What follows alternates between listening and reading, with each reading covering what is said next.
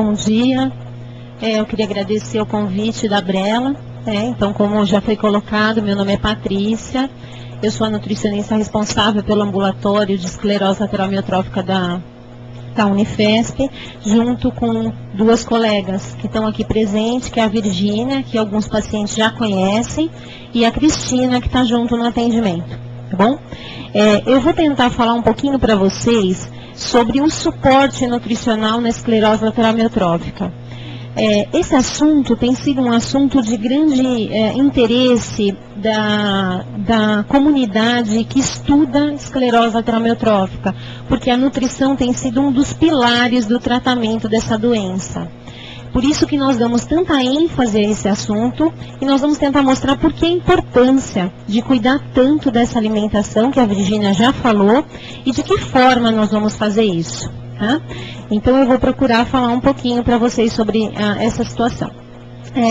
Todas as situações que tiram o equilíbrio, a homeostase do nosso organismo, vão trazer a necessidade de intervenção específica.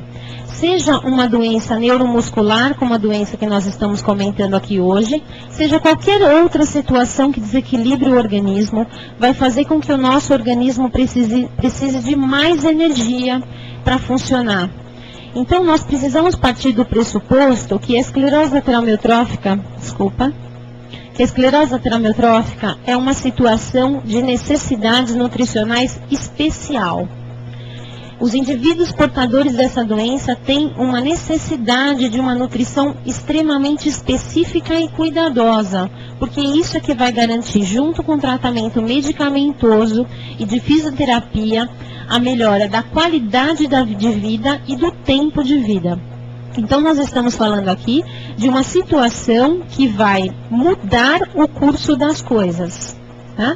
Então, nós vamos entender a nutrição como um processo que pode auxiliar no tratamento do paciente. Nós não só estamos falando de nutrição pelo simples processo de alimentação. Então, o que a Virgínia enfatizou anteriormente é como nós devemos nos alimentar. De que forma nós fazemos isso, em que quantidades nós fazemos isso. Mas nós precisamos entender um pouquinho mais. O processo da alimentação, ele garante a nutrição e a hidratação do indivíduo, ele permite a manutenção de um estado nutricional, e aqui nós vamos entender o estado nutricional como um peso que vai trazer saúde para o indivíduo. É isso que nos interessa. Se este peso aumentou ou diminuiu nos últimos tempos, isso faz muita diferença, mas o que mais faz diferença nisso é o quanto nós vamos tentar manter o estado nutricional no decorrer do processo do tratamento. Tá? Nós sabemos que a perda de peso acontece e muitas vezes vem junto com os primeiros sintomas, mas que isso pode ser corrigido. Então, nós vamos buscar, através da nutrição, a manutenção de um estado nutricional que traga saúde. Isso não quer dizer nem magreza, nem obesidade. Tá?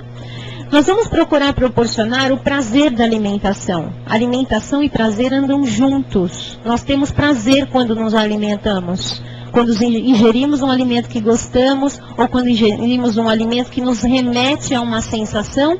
Então, alimentação e prazer estão muito ligados. Então, nós vamos procurar para manter o prazer. O processo de alimentação está ligado a preferências alimentares. Então, no decorrer da vida, por uma questão de cultura, de condição socioeconômica, de hábito, de religião, os indivíduos acabam adotando alguns padrões alimentares individuais e que nós vamos procurar, através da nutrição, respeitar também.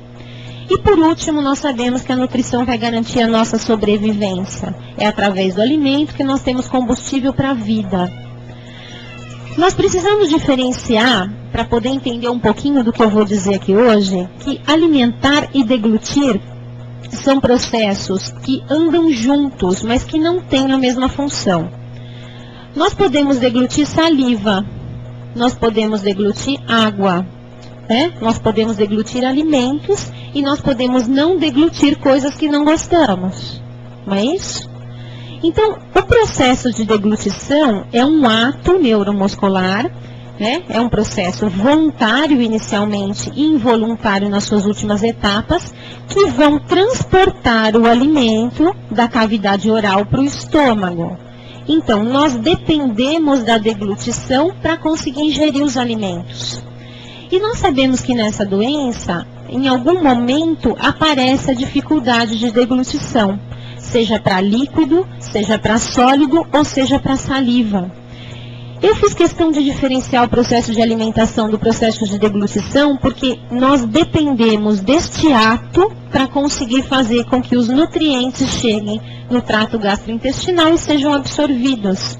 Então, o nosso primeiro impedimento é a deglutição.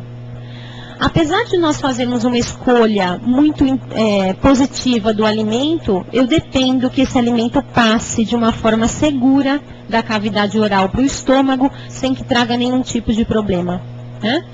A deglutição não garante a finalidade digestiva. Então, engolir é somente passar da cavidade oral para o estômago. Precisamos de algo mais.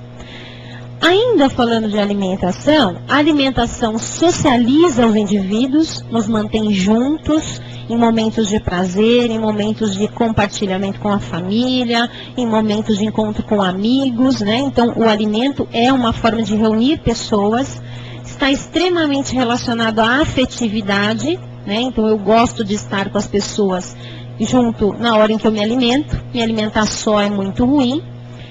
Faz parte da comunicação humana. Através da alimentação, nós também nos comunicamos. Quando alguém faz um bolo, sua mãe faz um bolo que você gosta, é para dizer que te ama, não é? Quando a sua esposa prepara o jantar de uma maneira agradável, é para dizer para a família que se preocupa com isto. Então, é uma forma de comunicação silenciosa, palavras que não são ditas, né? E, por último, propicia o prazer. Ainda tentando fazer o link com a deglutição depende de uma ação neuromuscular. E se existe uma doença que compromete a função neuromuscular, eu posso ter alteração de sensibilidade, de paladar, de propriocepção, que é a capacidade de perceber o alimento na cavidade oral e mantê-lo ali, de mobilidade, de tônus labial e de tensão dos lábios e da língua e da faringe.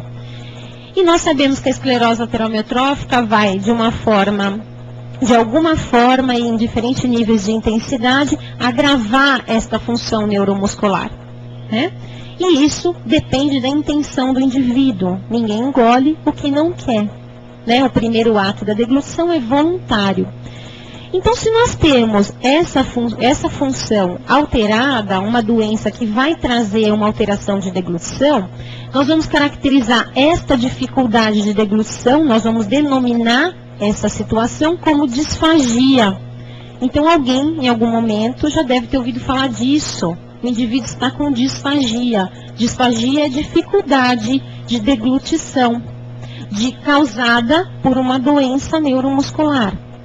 A disfagia faz parte de outras doenças, não só de doenças neuromusculares. É muito comum em idosos, muito comum em indivíduos que sofrem acidente vascular cerebral. Então, é um sintoma, a disfagia não é uma doença, a disfagia é um sintoma que aparece em outras doenças. O nosso paciente pode ter disfagia oral, que é a dificuldade de manter o alimento na cavidade oral. Então, o alimento escapa, baba, fica na boca, lá no fundo, nos recessos piliformes, onde a língua não chega, cola no céu da boca e a ponta da língua não consegue tirar. Então, essa é uma disfagia oral. Depois nós temos a disfagia faríngea, que é a que acomete a região da faringe, que não é mais voluntária. Depois que o alimento saiu da cavidade oral, nós não conseguimos fazê-lo voltar, a menos que ocorra o vômito. Então, a fase faringe ela é involuntária. Passou para a fase faringe, não temos mais controle. E é aqui a fase que os indivíduos engasgam, que aparece o engasgo. Enquanto o problema é só de cavidade oral, não existe ainda o engasgo. Mas quando essa disfagia fica orofaríngea, aparecem os engasgos. E por último, pode aparecer a disfagia esofagiana, que é aquela relacionada a refluxo, fica voltando o alimento. Ou o paciente sente que tem um grão de arroz parado bem aqui, e que não sai. Então, a disfagia pode acontecer oral, faríngea e esofágica. Essa de subdivisão é didática. Não existe uma disfagia que seja só oral, só faríngea e só esofágica. Por quê? Porque isto é uma orquestra.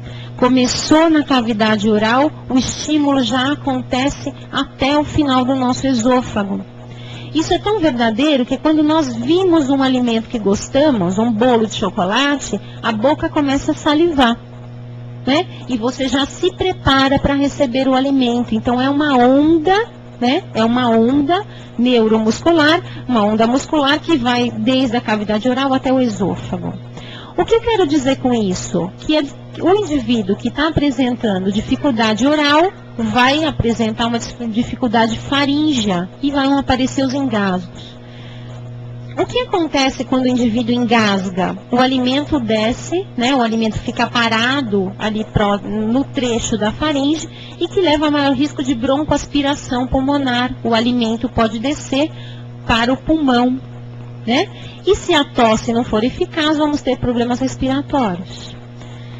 Continuando, voltando um pouquinho, né? Para a esclerose lateral amiotrófica, eu comecei dizendo que o indivíduo tem perda de peso, tem perda de massa magra, uma vez que é uma doença muscular. O indivíduo tem um gasto de energia grande, relacionado principalmente à questão respiratória, né? A doutora Cari comentou muito sobre a mitocôndria e o quanto ela trabalha para fazer com que o sistema continue funcionando. E junto com isso, o indivíduo tem uma alteração no apetite. Por quê? Porque começou a ficar com dificuldade para alimentar, não tem mais a mesma facilidade. O alimento que gosta, muitas vezes não consegue engolir, então aparece a dificuldade para engolir. Estas coisas se associam, levando o indivíduo a perder peso. Então, o que leva o indivíduo a perder peso é uma limitação, uma situação especial, uma limitação. Então, a perda de peso pode acontecer em algum momento da evolução da doença. Só que existe um outro grupo de indivíduos com esclerose lateral amiotrófica, como a doutora Cari colocou, que esses indivíduos se manifestam e evoluem dentro deste quadro de maneiras diferentes, que o indivíduo ganha peso corporal. Então o paciente diz assim, eu não estou perdendo peso, eu estou ganhando peso. Por quê? Primeiro porque diminuiu atividades físicas, está um pouco mais sedentário, ou algumas vezes está cadeirante, acamado, né? Diminuição importante de atividades. O indivíduo continua perdendo massa magra, só que o metabolismo basal que a Virgínia colocou, muitas vezes diminui. Por quê? Porque o gasto de energia para as funções mínimas acaba ficando menor. E o indivíduo tem aumento de apetite, às vezes por ansiedade, e leva a ganho de peso. Então, nós não podemos dizer que todos os indivíduos com esclerose lateral amiotrófica perdem peso. Alguns ganham peso. O que nós mais observamos é perda de peso. Por quê? A disfagia aparece com maior frequência nessa patologia. O que vai compreender, então, o acompanhamento nutricional? Bem, a nutricionista vai precisar acompanhar o indivíduo para monitorar tudo isso que nós dissemos. Então, nós vamos precisar controlar peso e algumas medidas do corpo para poder observar melhora ou piora durante o curso do tratamento. Nós vamos precisar observar se o indivíduo tem dificuldade de deglutição, em que grau de dificuldade de deglutição o indivíduo tem. Nós vamos precisar acompanhar a ingestão alimentar cuidadosamente, em quantidade, em qualidade, em fracionamento, em características da dieta, em variação de alimentação, né? E vamos precisar acompanhar junto com a fisioterapia a parte respiratória, né? Por que é que nós vamos nos preocupar com todas essas questões se nós estamos aqui falando de nutrição? Porque o tratamento da esclerose lateral amiotrófica é multi e interdisciplinar.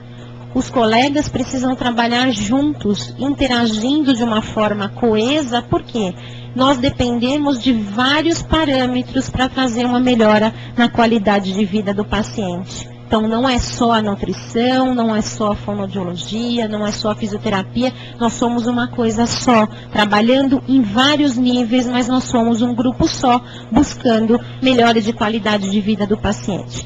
Então, nós vamos procurar, através do acompanhamento nutricional, adequar o estado nutricional, através da alimentação, suprir as necessidades de calorias e proteínas durante o curso dessa doença, procurar orientar uma dieta nutricionalmente completa. Então, quem já passou em atendimento sabe que nós insistimos em quantidade, em qualidade, em fracionamento.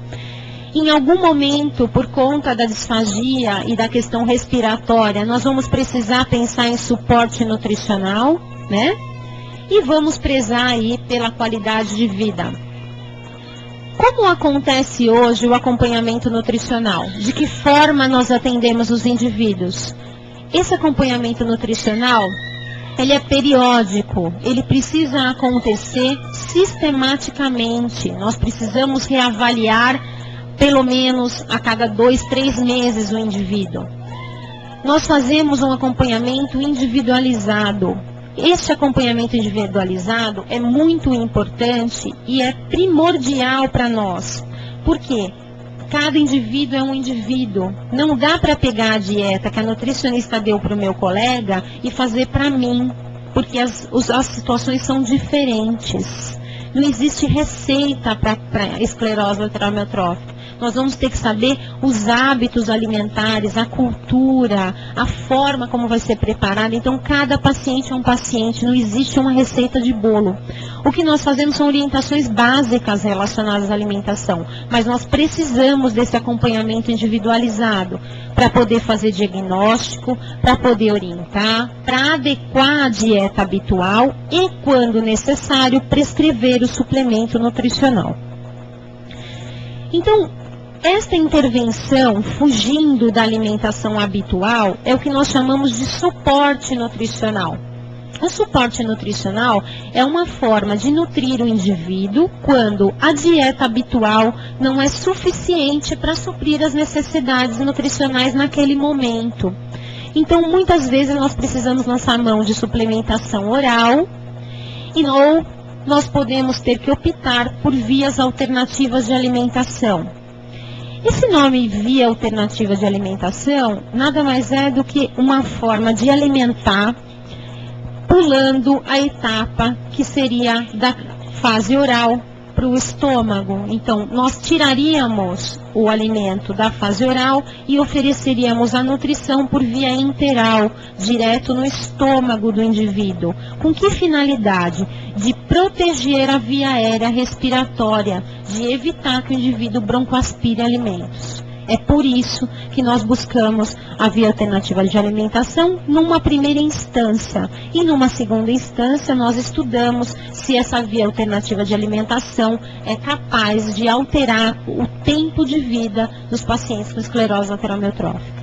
Então, quando nós sugerimos via alternativa de alimentação, primeiramente é para suprir as necessidades nutricionais, quando nós não conseguimos por via oral. Segundo, para proteger via aérea superior. Terceiro, para melhorar a qualidade de vida do indivíduo. E quarto, para tentar aumentar o tempo de vida do indivíduo, se é que a gastrostomia é capaz de fazer isso. Nós ainda não temos dados suficientes na literatura que nos digam que a gastrostomia é suficiente para aumentar o tempo de vida dos indivíduos. Certo?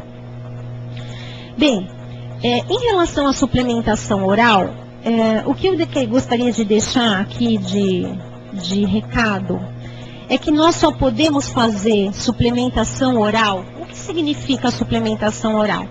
A suplementação oral é a prescrição de suplementos que nós oferecemos na forma pó ou líquido, para que você acrescente na dieta habitual com a finalidade de suprir as necessidades calóricas e proteicas. Então, seria um complemento à alimentação habitual. Para que você faça a suplementação por via oral, nós precisamos ter o acesso oral garantido e seguro. Por que seguro? Porque se o indivíduo tem disfagia para líquido ou tem disfagia para consistência pastosa, nós não vamos conseguir fazer a suplementação oral. nós vamos precisar de via alternativa de alimentação. Eu só consigo suplementação por via oral quando eu tenho a via oral segura e garantida. Segundo, a prescrição do suplemento é feita pelo profissional nutricionista. É o nutricionista, o profissional que está apto, que está habilitado a fazer a prescrição do suplemento. Por quê? Porque nós vamos conhecer um pouco da história clínica do indivíduo. Nós precisamos saber se o suplemento que nós vamos ofertar é adequado àquele indivíduo. Então, eu não posso tomar o suplemento que o meu colega toma. Eu não posso tomar o suplemento que alguém colocou no site, na internet, porque eu não sei se serve para mim. Então, quem prescreve é o nutricionista, porque ela sabe a quantidade, ela sabe a diluição, a característica do produto, certo? Então, não dá para criar um conceito único de que qualquer suplemento, que todos os suplementos servem para todas as pessoas, certo? A observação que foi feita a respeito dos aminoácidos de cadeia ramificada, né, como uma possibilidade de piora da evolução da doença, precisamos ter muito cuidado com prescrição de suplementos por profissionais não habilitados, porque o que serve para fisiculturista ganhar massa muscular não serve para paciente com esclerose lateral amiotrófica. Então não pode tomar suplementos com finalidades esportivas, porque o ganho de massa muscular no fisiculturista não é a mesma coisa do que recuperar massa muscular numa doença neuromuscular. Certo? Então, quem prescreve é o nutricionista de forma individualizada, com produtos específicos, existentes no mercado, de várias apresentações, seja pó, seja líquido, que vocês vão poder visualizar lá fora. E nós precisamos garantir, através disso, o uso regular e contínuo do suplemento, para que ele faça a sua função de melhorar ou manter o estado nutricional. Existem alguns trabalhos, né, um trabalho nosso em relação à suplementação nutricional. Esse trabalho foi realizado com 20 pacientes com esclerose lateral amiotrófica por 6 meses. Então, no traçado vermelho são os pacientes que tinham a esclerose do tipo apendicular, a esclerose membros. E no traçado azul, os pacientes com paralisia bulbar progressiva, que é a esclerose lateral amiotrófica de início bulbar. E nós observamos em 6 meses de suplementação que não houve alteração da relação de massa magra e massa gorda durante o período de uso. Traçando isso em miúdos, o que significa isto? Todas as vezes que o indivíduo recebe a suplementação nutricional de forma contínua e regular, nós conseguimos garantir o suporte nutricional e levar a melhora de estado nutricional do indivíduo durante o tratamento. Então, é uma forma de fazer suporte.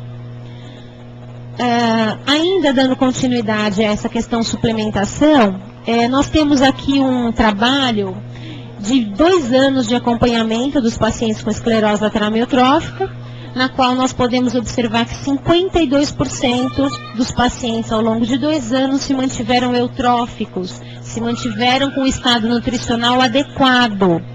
Às custas do quê? Às custas de orientação da dieta habitual e prescrição de suplementação nutricional. Tá? Então, nós conseguimos, através dessas medidas, manter o estado nutricional dos indivíduos que têm condição de receber dieta oral e que não tenham grandes comprometimentos da função respiratória. Tá? É importante aqui ressaltar que a suplementação por via oral, apesar de ser muito positiva, ela é mais positiva nos estágios iniciais da doença. Por quê? Quando o comprometimento de deglutição e respiratório ainda não são acentuados. Quando a via oral deixa de ser segura ou não supre as necessidades do indivíduo, nós precisamos lançar mão de via alternativa de alimentação. As 2 formas de fazer nutrição por via alternativa são 2 acessos. Um acesso ao tubo gástrico aqui, posicionado através de sonda nasogástrica, uma sonda que passa pelo nariz e vai até o estômago, aonde nós fazemos a nutrição direto no estômago do indivíduo, ou um outro posicionamento que se chama gastrostomia. Né? A gastrostomia é a abertura de um orifício direto no estômago. Né? Então, nós não utilizaríamos a a faringe, né? Não utilizaríamos a faringe para chegar até a câmara gástrica. Nós iríamos diretamente atuar sobre a câmara gástrica. Então, são duas formas de fazer suporte nutricional enteral. Bom, o que há de melhor dentro do suporte nutricional enteral? A literatura descreve a gastrostomia como a melhor forma de fazer nutrição enteral em pacientes com esclerose lateral amiotrófica. Por quê? A sonda nasoentérica, que é a passagem do nariz até o estômago, é uma forma de nutrir o indivíduo que traz alguns desconfortos.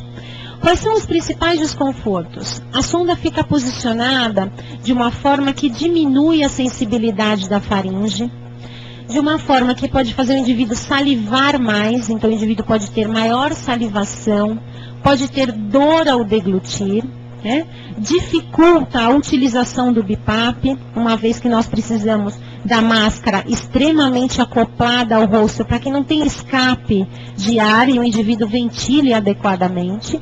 E tem a questão social, né? Então a sonda pendurada no nariz incomoda os indivíduos socialmente também.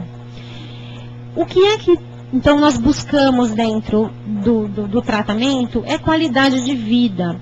A gastrostomia é uma forma de nutrir que vai trazer um pouco mais de qualidade. Mas para que nós indiquemos a gastrostomia, nós dependemos de algumas situações clínicas que são fundamentais.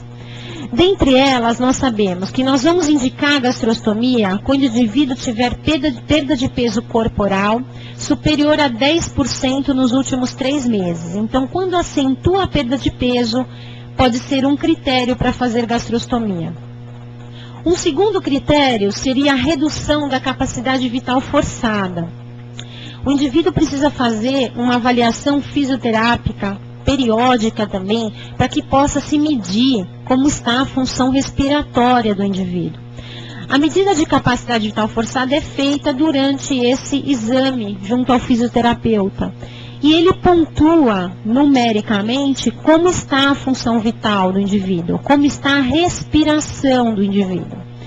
Diz a literatura que nós devemos fazer gastrostomia nos indivíduos quando a capacidade vital forçada estiver em torno de 50% do esperado. Esse é o segundo critério. O terceiro critério seria a piora da dificuldade para engolir. E o quarto critério, quando o indivíduo está muito inapetente ou em quadros depressivos. A literatura recomenda esses critérios e nós buscamos seguir esses critérios e através deles é que nós indicamos ao paciente o momento de fazer a gastrostomia. Então, o que mais nos leva no momento a fazer a gastrostomia no indivíduo são 2 critérios: diminuição de peso acentuada e diminuição de capacidade vital forçada. A disfagia, durante um bom período de tratamento, através da mudança de consistência, nós conseguimos ainda manter a alimentação por via oral suplementada, né? Então, a disfagia não tem sido o principal critério de indicação, né? A diminuição de peso, como eu mostrei no diapositivo anterior, nós temos conseguido, através de suplementação nutricional oral, manter o estado nutricional do indivíduo dentro de parâmetros um pouco mais aceitáveis, mas a redução da capacidade vital forçada é o que nos leva a fazer ou indicar a gastrostomia endoscópica percutânea. Como é realizada a gastrostomia? Então, vocês veem aqui o nome, PEG, ficou, um nome que todo mundo conhece, mas na realidade, para a tradução brasileira, seria GEP, gastrostomia endoscópica percutânea. Por que este nome? A gastrostomia endoscópica percutânea, o método foi instalado em 1939. Tá? Eles descobriram uma forma de posicionar este tubo por endoscopia. Antigamente se fazia esse procedimento cirúrgico, o indivíduo tinha que ser submetido a uma anestesia, entubado, para poder fazer um procedimento cirúrgico com uma abertura grande aqui da cavidade abdominal, e quando se descobriu o procedimento endoscópico, facilitou muito a realização da gastrostomia. Por quê? Porque através de um procedimento de endoscopia, o indivíduo tem a inserção da sonda em nível gástrico, como está sendo mostrado aqui na foto. Então, eles passam o endoscópio acham o melhor posicionamento e introduzem a sonda diretamente por endoscopia. Então, nós não dependemos de intubação, nós não dependemos de centro cirúrgico, o indivíduo faz o atendimento ambulatorialmente e no mesmo dia, na maioria dos casos, retorna para a sua residência. Então, é um procedimento razoavelmente rápido, é um procedimento seguro, desde que tenhamos condições clínicas satisfatórias para fazer o procedimento, né? A principal complicação clínica que muitas vezes não nos permite realizar a gastrostomia é a piora da função respiratória. Quando tem uma piora importante da função respiratória, abaixo, a literatura nos diz abaixo de 40% da capacidade vital forçada, o procedimento fica aí com ressalvas para a realização. Nós temos até realizado gastrostomia em paciente com capacidade vital forçada abaixo de 40%, desde que durante o procedimento o paciente ventile no BiPAP. E essa orientação é feita pela nutricionista e pelo fisioterapeuta respiratório. Aqui eu fiz questão de colocar esse diapositivo, aqui nós estamos vendo por dentro a gastrostomia, né? Então quem usa a gastrostomia, nós temos aqui alguns pacientes, né, na plateia, então aqui nós vemos a parede gástrica, né? Vocês veem aqui a sonda e aqui vocês veem lá dentro a sonda solta por onde o alimento vai ser oferecido. Eu até trouxe esta sonda aqui para mostrar para vocês, vocês vão poder manejá-la lá fora, para todo mundo ver, principalmente o paciente, o cuidador, que o que está lá dentro é esta borrachinha branca. E isto, esse rabicho é o que está para fora. Então não tem nada lá dentro com pontos, não tem nada fixado, não tem nada costurado, não tem agulha, não fura, não sai, né? Para que nós tenhamos um pouco mais de tranquilidade, tanto o paciente que está com a sonda, quanto quem cuida, para saber que não tem nada que possa acontecer de errado com o indivíduo que está com essa sonda, certo? Continuando, nós temos aqui um paciente, uma pessoa muito querida, né? Um paciente antigo, que tem aqui o posicionamento da sua sonda em nível gástrico. Então, vocês observem que o que fica exteriorizado é o rabicho, conforme eu mostrei, com uma dupla entrada. Uma entrada que alimenta e uma entrada que medica. Então, a medicação também se faz por gastrostomia. Então, a dificuldade para engolir comprimidos, para engolir cápsulas, para engolir toda a medicação, ela desaparece quando o indivíduo tem gastrostomia endoscópica percutânea. Existe uma outra forma de posicionar essa sonda gástrica que se chama RIG, inserção de gastrostomia por radiologia. Esse exame faz parte de um acompanhamento da medicina intervencionista. São os médicos que trabalham com radiologia que fazem a proposta de RIG. A literatura comenta sobre RIG nos pacientes, indica nos pacientes que têm a capacidade vital forçada muito baixa, abaixo de 30%. Por quê? Porque não depende de fazer a sedação como depende a PEG. Durante o procedimento da endoscopia, quem já fez uma endoscopia sabe que nós tomamos um sedativo. E esse sedativo, para paciente com doença neuromuscular, que tem comprometimento respiratório mais importante, pode trazer alguma complicação clínica durante o procedimento. Então, por segurança, indica-se RIG. Nós tivemos uma experiência de inserção de gastrostomia por radiologia, como vocês estão vendo aqui. Aqui é o monitor mostrando o estômago contrastado com contraste, né? Então, vocês veem a câmara gástrica toda preenchida e, diferentemente da endoscópica, que o médico vai passar a sonda pela boca e tirar pela barriga, na radiologia faz uma perfuração do estômago. Então, o médico faz uma incisão aqui e introduz a sonda, tá? E não depende da sedação, certo? Só do anestésico local. A nossa experiência em relação a RIG, a nossa experiência em relação a RIG é o problema dos kits, da sonda que se tem no Brasil para colocação disso. As sondas são de calibres muito estreitos, que dificultam a nutrição do paciente depois, certo? Bom, então qual é a nossa experiência? Nós temos hoje 176 pacientes que realizaram gastrostomia. A principal complicação relacionada à gastrostomia é uma infecção local, até porque o procedimento não é um procedimento limpo, porque a sonda passa pela cavidade oral, que já é um ambiente contaminado, né? Então os pacientes podem desenvolver alguma infecção local, tratada com cremes e pomadas tópicas. 90% dos pacientes utilizam de dieta caseira, que nós vamos observar um pouquinho e comentar um pouquinho lá fora. 42%, os nossos pacientes tinham CVF em torno de 42%, então vocês observem que nós fizemos em pacientes com capacidade vital forçada abaixo de 50%, e 95% dos nossos pacientes utilizavam de ventilação não invasiva quando fizeram gastrostomia.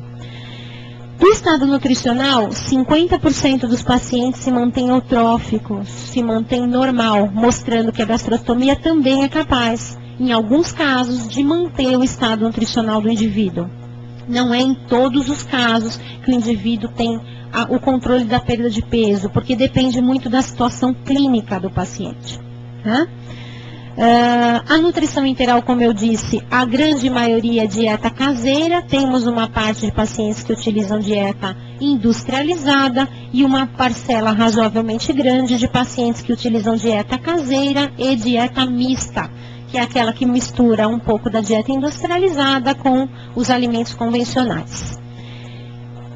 Quantas complicações da gastrostomia, que essa é uma dúvida, né, dos pacientes, mas o que pode acontecer depois que eu colocar a gastrostomia? Nós temos complicações relacionadas à sonda, então nós podemos ter infecções locais, nós podemos ter infecções mais importantes com o uso de antibiótico terapia, né? Nós podemos ter o vazamento da sonda, então isso tudo precisa ser acompanhado. Relacionadas à nutrição, que eu vou falar a seguir, relacionadas ao tratamento medicamentoso, né? Então, muitas vezes o indivíduo começa a apresentar sensação de, depois que infunde a dieta, de dor. Por que será que está sentindo dor? Será que não precisa de um protetor gástrico, né? De uma medicação para colaborar? Alguns medicamentos aceleram o esvaziamento gástrico, outros medicamentos diminuem o esvaziamento gástrico, levando ao aparecimento de diarreia ou de obstipação, né, de prisão de ventre. E tem algumas complicações relacionadas ao uso da ventilação não invasiva, né? Então, quem tem gastrostomia e usa a ventilação não invasiva pode ter distensão abdominal, o abdômen mais globoso, com a sensação de endurecimento, de desconforto, né? Isso nós vamos conversar um pouquinho depois. Relacionados à nutrição, quais são as principais complicações?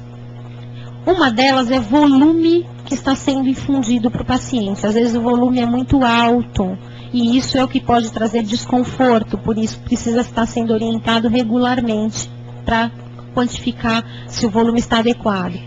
Tempo que a dieta é infundida e o modo de infusão. Por que o tempo? Porque essas dietas, apesar de serem infundidas em nível gástrico, nós precisamos fazer com uma certa lentidão para que o indivíduo não sinta desconforto, sensação de empachamento, sensação de que está sentindo mal, como se fosse desmaiar, como se fosse escurecer a vista. Algumas pessoas têm aflição durante a infusão da dieta, então isso tudo precisa ser considerado, né? O tempo que está sendo infundido e o modo de infusão. Se nós estamos infundindo com seringa, se nós estamos utilizando frasco, equipo, como nós vamos ver lá fora, né? Isso vai fazer diferença. O posicionamento do paciente durante a infusão da nutrição, relembrando que o indivíduo precisa estar sentado ou a pelo menos 45 graus, na cama, com travesseiros, apoiando. O indivíduo nunca pode estar totalmente deitado, porque é o risco de aspiração pulmonar, porque pode ter o risco de refluxo. A composição da dieta, né, o que nós estamos ofertando para o paciente também pode trazer complicação, se a dieta tem muita gordura, se a dieta tem muito carboidrato, se a dieta está muito rala, se a dieta está muito grossa, né? Contaminação da dieta é um outro problema relacionado à nutrição, né? Por que contaminação? Porque para preparar esses alimentos, nós devemos ter condições higiênico-sanitárias adequadas, né? Noções de higiene básica, higienização de mãos, de bancadas, dos utensílios, de não ficar mexendo na sonda, enxugando saliva ao mesmo tempo, não é? Muitas vezes quem cuida do indivíduo também cuida das coisas da casa, nem sempre está com a higiene das mãos correta, então a contaminação pode acontecer. Quando tem contaminação da dieta, apesar de existir toda a resistência que todos nós temos, o indivíduo pode apresentar diarreia, vômitos, tá? E por último, intolerâncias alimentares. Alguns pacientes podem tolerar alguns alimentos, né? Tem indivíduos que têm intolerância à soja, indivíduos que têm intolerância à lactose, indivíduos que têm intolerância a corantes, então isso tudo precisa ser mensurado também. Eu fiz questão de colocar um diapositivo relacionado à infusão da dieta, porque a percepção do desconforto com infusão de dieta é uma coisa para indivíduos um pouco mais sensíveis. Por quê?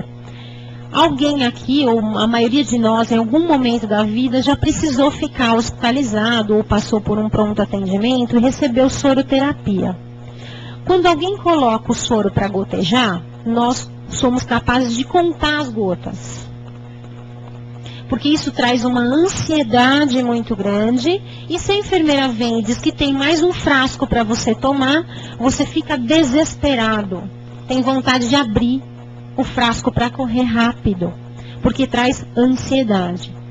Eu tenho percebido isso, eu trabalho em UTI, né, no hospital, nas UTIs, e alguns pacientes que estão acordados, né, em terapia intensiva, quando começa a infusão da dieta, o paciente fica taquicárdico, fica agoniado de você às vezes precisar cobrir o frasco da dieta. Então, o que eu tenho observado ao longo desses anos nos pacientes com esclerose lateral amiotrófica, que nós, ao invés de nós pendurarmos o frasco e gotejarmos em equipo, lógico que tem situações específicas que precisa fazer isso, quando o doente não tolera volume, quando o doente está com alguma complicação clínica que a dieta precisa entrar mais devagarinho, vamos optar por frasco e equipo. Do contrário, nós vamos fazer infusão com seringa, não é verdade? Para quê? Porque quando eu sento do lado do paciente e infundo a dieta, é o meu momento de amor. Eu sento do lado, conto para ele que a sopa é de mandioquinha e vou contando o que está acontecendo. Vamos conversar sobre alguma coisa. Eu não penduro o frasco e vou fazer outra coisa. Primeiro, eu dou atenção. Segundo, eu não trago a ansiedade de que isto vai ficar gotejando aqui em mim. E terceiro, isto daqui, para acontecer, tem um cuidado higiênico-sanitário. Você precisa trocar um frasco por dia e um equipo por dia. Não pode usar um frasco uma semana e um equipo uma semana. Tem que jogar no lixo no final do dia. E o custo disso, muitas vezes, é o custo que você vai poder fazer na alimentação. Então, eu fiz questão de colocar esse diapositivo, dizendo que a melhor infusão para a esclerose lateral amiotrófica é em bolos, com seringa, lentamente, e vamos optar por frasco e equipo em situações especiais. Né? Dentro ainda das complicações, nós já falamos um pouquinho, o indivíduo pode ter distensão abdominal, então o abdômen fica grande, fica globoso, fica duro, né? Isso pode estar relacionado tanto à dieta, a volume, quanto ao uso de BIPAP. Pode apresentar náuseas e vômitos, sensação de empachamento, muitas vezes está relacionado a volume e tipo de alimento que foi ofertado, diarreia ou obstipação intestinal. Dentro ainda do chamado que eu gostaria de fazer, dos pacientes com gastrostomia e uso de ventilação não invasiva, 46% dos nossos pacientes fazem uso regular da ventilação não invasiva. Usam conforme a orientação do fisioterapeuta. Se vocês observarem os pacientes que fazem uso irregular ou sem uso, vocês vão observar que está muito próximo dos 46%. Por que essa chamada? A nutrição, a medicação, a fisioterapia e os cuidados precisam andar juntos. Não adianta pôr a gastrostomia e não usar o BIPA, não usar a ventilação não invasiva. Porque eles juntos melhoram a qualidade e o tempo de vida. Eles sozinhos não melhoram. Não adianta colocar a gastro e não usar o BIPAP. Não adianta usar o BIPAP e não usar a gastro, porque eu ainda estou comendo, eu não vou usar a gastrostomia. Então, as coisas precisam andar juntas, tá? Para finalizar, o que a literatura nos diz é que o suporte nutricional retarda a perda de peso e a atrofia muscular. Se o suporte nutricional retarda a atrofia muscular, quanto antes eu fizer o suporte nutricional, melhor, seja ele oral ou interal. O aumento de peso compensa a energia consumida na diminuição de massa magra. O aumento da massa gorda protege a evolução da doença. Tá? O estado nutricional preservado pode ser um fator prognóstico de sobrevida para a esclerose lateral amiotrófica. Né? Se é um fator prognóstico, nós devemos estudar um pouquinho mais isso. Tudo que foi dito aqui depende de um trabalho multi-interdisciplinar. Precisamos do neurologista, nos situando a evolução e o momento das intervenções necessárias, a fisioterapia vendo a parte respiratória e motora, fonoaudiólogo nos dizendo consistência, nutricionista intervindo, psicólogo apoiando em todos os momentos, assistente social viabilizando quando possível, quando necessário, dentro de uma estrutura, terapeuta ocupacional nos orientando posicionamentos, recursos, e o enfermeiro nos ajudando com as questões da sonda, com as questões dos curativos. Então, precisa de uma equipe para que tudo isso aconteça. Tá? Quais são as nossas linhas de pesquisa? Finalizando, né? Nós temos alguns estudos em andamento. Um deles é o segmento dos pacientes com gastrostomia endoscópica, para ver se esses pacientes que estão com a sonda em nível gástrico se comportam diferentemente daqueles que não estão. Nós tentamos buscar o conhecimento do cuidador em relação à alimentação do paciente. Muitas vezes existem muitas dúvidas. Por quê? Porque os conceitos de alimentação, como eu disse anteriormente, são individuais e culturais, né?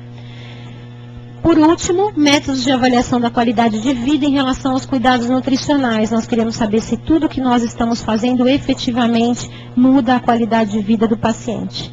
Eu queria agradecer deixando o e-mail, dizendo que nós estamos no ambulatório todas as quintas-feiras de manhã, no período da manhã, abertos a qualquer tipo de informação. Bom, se vocês quiserem abrir para as perguntas, Érica.